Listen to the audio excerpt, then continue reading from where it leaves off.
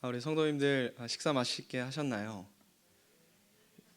예, 맛있게 하지 않으셨군요. 네, 네, 우리나라만의 독특한 인사법이 있지요. 지금은 그렇지 않지만 저희가 한국 전쟁 이후에 먹을 것이 많이 없었을 시절에 정말 하루 한 끼 먹는 것이 힘들었던 그 시절에는 우리나라 사람들이 만나면 식사하셨습니까? 이렇게 인사를 하였죠. 그 말인즉슨 식사를 한 끼 하는 것이 정말 어려웠기 때문에 식사 많이 한 끼 하셨는지 물어보면서 오늘 하루 잘 지내셨는지 안부를 묻는 인사와 같이 우리나라에서는 식사하셨습니까? 이렇게 많이 인사들 하였죠. 그러나 요즘 시대에는 그렇게 잘 인사하지 않습니다. 왜냐하면 너무나 그래도 복지가 잘 되어 있기 때문에 식사를 본인이 돈이 없어서 못하는 경우는 거의 없죠. 어디를 가더라도 식사 한 끼는 할 수 있을 정도의 그러한 나라가 되었습니다. 그러면서 여러 가지로 육신적으로는 너무나 풍요로운 나라가 되었지만 점점 더 거듭되는 경쟁과 또 사회의 복잡한 문제들로 인하여서 육신적인 고통보다는 이 정신적인 고통으로 어려움을 많이 겪는 시대입니다. 많은 분들이 배가 고파서 힘이 들다기보다는 너무나 많은 스트레스와 또 사회에서 감당할 수 없는 문제들로 관계 문제들, 직장의 문제들, 여러 가지 문제들로 정신적인 고통을 호소하며 불면증으로 또 우울증으로 많이 고통받고 있는 시대를 살아가고 있습니다. 그러면서 어느 순간부터 우리 사회에서 이러한 문제들에 대해서 답을 주고 해결하려고 하는 여러 가지 프로그램들이나 그러한 강연들이나 그러한 프로그램들이 점점 더 인기를 얻게 되고 사람들이 열광을 하게 되었습니다. 어떻게 하면 돈을 잘 벌까? 어떻게 하면 잘 먹고 잘 살까라는 주제보다는 어떻게 하면 행복한 삶을 살 수 있는 것인가? 어떻게 하면 내가 의미 있는 인생을 살아갈 수 있을까라는 고민들이 더 많은 사람들의 관심을 받게 되었다라는 것이죠. 그러면서 우리 그리스도인들에게 있어서도 많은 변화를 가져왔습니다. 정말 먹고 살기 힘든 시절에는 빵이 복음이었죠. 초대 선교사님들이 우리나라에 들어왔을 때에도 학교를 설립하고 글자를 가르쳐주고 또 먹을 수 있는 식량과 여러 가지 육체적인 만족들을 우리들에게 전해주셨습니다. 그것이 곧 복음이었고 그것으로 인하여서 우리가 하나님의 사랑을 많이 받게 되었죠. 그런데 이제는 우리 그리스도인들의 나눔과 섬김이 그저 육신의 빵을 주는 것으로는 아무런 영향을 끼치지 못하는 시대에 살아가고 있습니다. 오히려 그러한 것은 사회에 너무나 넘쳐나게 제공되어져 있으나 그들이 여전히 채워줄 수 없는 공허한 그 마음들, 그 영적인 체험들을 오히려 더 원하는 시대를 살아가고 있습니다. 그러한 상황 가운데서 우리 은강교회가 이제 부활절을 함께 기쁨으로 나누고 이제 기쁨의 50일을 함께 진행하고 있습니다. 너무나 좋은 전통인 것 같습니다. 제가 은광교회에 와서 기쁨의 50일을 진행하는 것을 보고 제가 감히 평가하는 것은 아니지만 정말 그저 예수님의 부활의 그 기쁜 소식을 우리들끼리만 좋아하고 끝내는 것이 아니라 이것을 계속적으로 기쁨을 전하는 그런 노력들의 모습이 정말 보기 좋았습니다. 그러한 가운데서 우리가 이 기쁨의 50일을 계속적으로 하고 있는 가운데에 어떻게 하면 이것이 보다 시대에 하나님의 부활, 하나님께서 예수 그리스도로 말미암아 우리에게 주신 그 부활의 기쁨을 더 의미 있게 전달할 수 있을까요? 단순히 세상에서 말하는 소위 인기 있는 강연들의 그 의미들만 전달해 주는 것으로 끝난다면 성경이 그러한 세상의 봉사의 의미와 무엇이 다르겠습니까? 오늘 말씀을 통해 초대교회가 많은 사람들에게 전하였던 또 나누고 섬겨주었던 그 모습들을 살펴보면서 또 사도 바울의 섬김을 통하여서 하나님의 은혜의 원리가 어떠한 것인지, 우리의 섬김과 나눔이 어떠해야 하는지 알고 정말 하나님이 기뻐하시는 기쁨의 50일이 될 수 있기를 간절히 소망하며 축복합니다. 오늘 먼저 본문의 배경을 함께 나누고자 합니다. 오늘 말씀의 배경이 되는 고린도 교회는 사도 바울이 2차 전도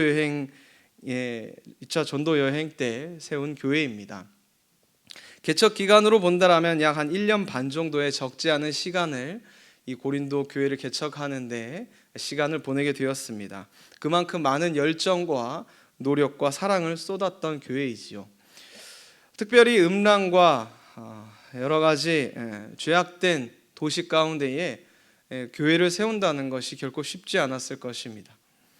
그렇기에 그곳에 교회가 세워지고 부흥이 되고 또 하나님의 놀라운 역사들이 그 교회 가운데 일어나는 것을 바라보았을 때 사도 바울은 매우 감사하고 기뻐했었을 것입니다. 그렇게 하나님께 감사할 것밖에 없어 보이는 이 고린도 교회에게 참으로 아이러니하게도 사도 바울이 개척한 교회 가운데에 사도 바울에게 가장 아픔을 주었던 교회이기도 합니다.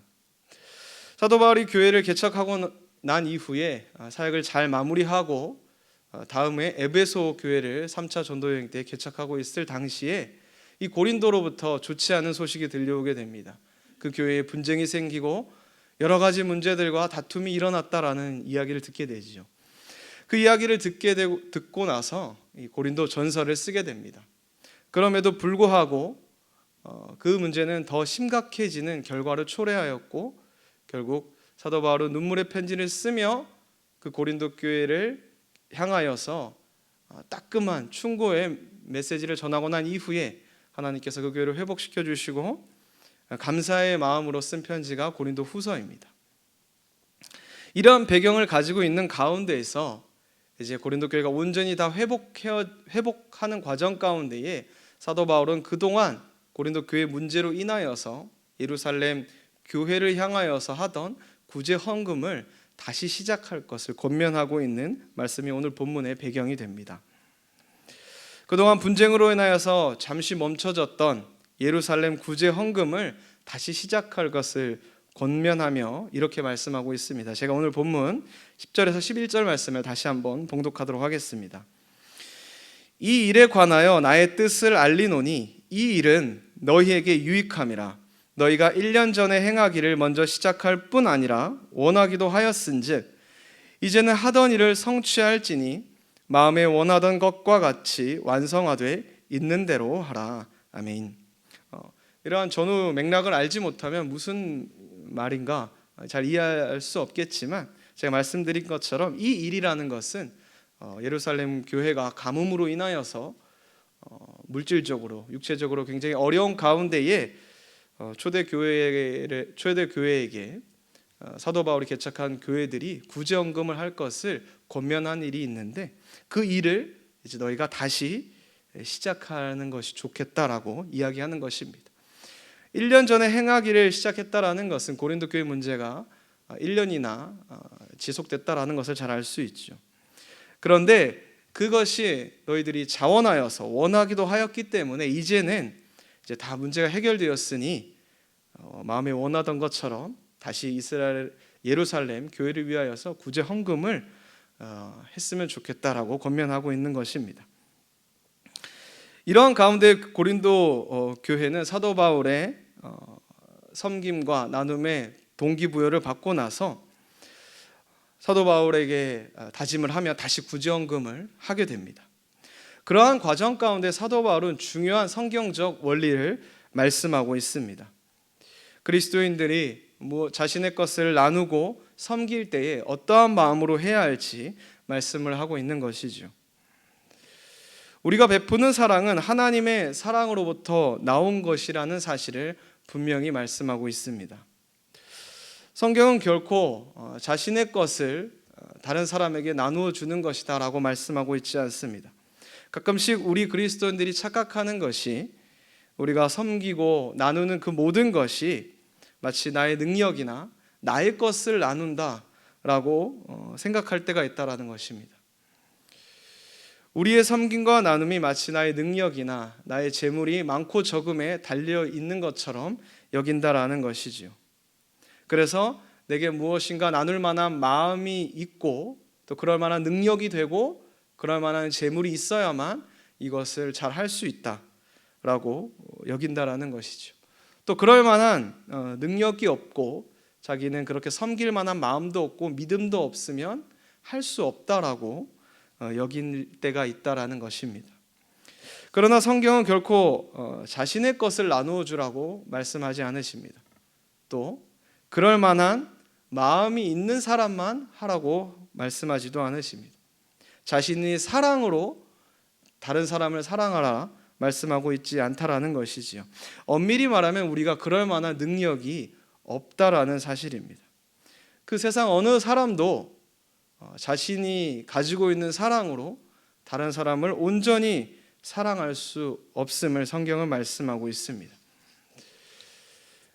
하나님께서 태초에 천지를 창조하실 때에도 너무나 아름답게 만드시고 사람들이 서로 아담과 하와가 사랑하며 아름답게 지내기를 원하셨으나 그들 가운데에 사탄의 간괴로 인하여서 우리 마음 가운데는 누군가를 미워하고 질투하고 사랑을 줄 수 없는 그러한 존재가 되어버렸지요. 그 이후로부터 우리는 결코 우리의 힘으로 서로 사랑하거나 섬기거나 도움을 주는 그런 선한 일을 할 수 없는 존재가 되었습니다. 그 이후에 성경의 역사나 일반인 모든 역사를 살펴보아도 그 마음의 중심에는 늘 욕심과 탐욕이 가득하였지요. 혹 어떤 사람들은 겉으로 보기에는 너무나 훌륭한 섬김과 나눔을 하는 사람들을 보곤 합니다. 그 중에는 심지어 믿지 않는 사람들도 너무나 많이 있죠. 그렇게 보면 정말 저 사람은 사랑이 많아서 저렇게 섬기고 나누어 줄 수 있는구나 라고 생각이 들겠지만 마음의 중심을 보시고 인간의 연약함과 그 악함과 욕심을 아시는 하나님 입장에서는 그 어떠한 사람도 하나님과 같이 온전히 사랑할 수 없다라는 것을 잘 알고 계십니다. 그렇게 하나님께서는 고린도 교회에게 예루살렘 교회를 위하여서 구제 헌금을 할 것을 말씀하시는 가운데에 결코 그것이 너희들의 힘으로 하는 것이 아님을 분명히 말씀하고 계십니다. 제가 9절의 말씀을 다시 한번 봉독하도록 하겠습니다. 우리 주 예수 그리스도의 은혜를 너희가 알거니와 부요하신 이로써 너희를 위하여 가난하게 되심은 그의 가난함으로 말미암아 너희를 부요하게 하려 하심이라. 아멘. 예루살렘 구제 헌금을 다시 시작할 것을 권면하면서 다른 인간적인 동기부여의 말을 하는 것이 아니라 먼저 예수 그리스도께서 우리를 부요하시게 하기 위하여서 가난해지셨음을 말씀하고 있습니다. 이 말씀이 어떤 말씀입니까? 굳이 해석을 해서 전한다면 이렇게 이야기할 수 있겠지요.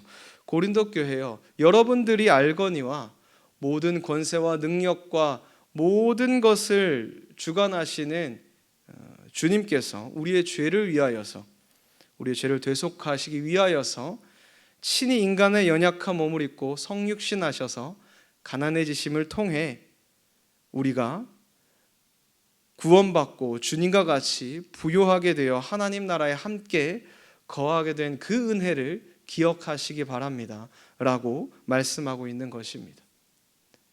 이 말씀의 이면에는 어떠한 의도가 담겨져 있습니까? 여러분들이 그러할 마음이 있어서 하는 것이 아니라 하나님께 받은 그 사랑을 기억해야만 이렇게 하나님께 섬김과 나눔을 할 수 있음을 먼저 말씀하고 있는 것입니다. 사랑하는 성도 여러분, 우리가 그리스도인으로서 나누고 섬길 수 있는 마음과 능력은 모두 하나님의 사랑에 근거한 것입니다. 결코 내가 그럴 만한 사랑을 가지고 있거나 그럴 만한 능력이 있거나 그럴 만한 재물이 있어서가 아닌 것을 말씀하고 있는 것입니다. 만약 하나님께서 주신 사랑, 십자가의 사랑으로 행하지 않는다라면, 그 사랑의 근거에서 섬기거나 나누지 않는다면 아나니아와 삽비라처럼 나의 것을 너희에게 주었으니 자신에게 자신의 의가 드러나고 모든 영광을 자신이 받게 되는 것입니다. 반대로 내가 섬길 만한 마음과 믿음과 재물이 없다라고 여긴다라면 그것은 하나님께서 우리에게 주신 사랑을 멸시하는 것이죠. 하나님께서 무엇이 부족하기 때문에 우리에게 섬김과 나눔을 주시지 않았다라고 여기는 것입니다. 하나님이 우리에게 아무것도 주시지 않고 온전히 너의 힘으로, 너의 재물로 다른 사람을 섬기고 또 하나님의 사랑을 전하라고 말씀을 하신 적이 없기 때문입니다.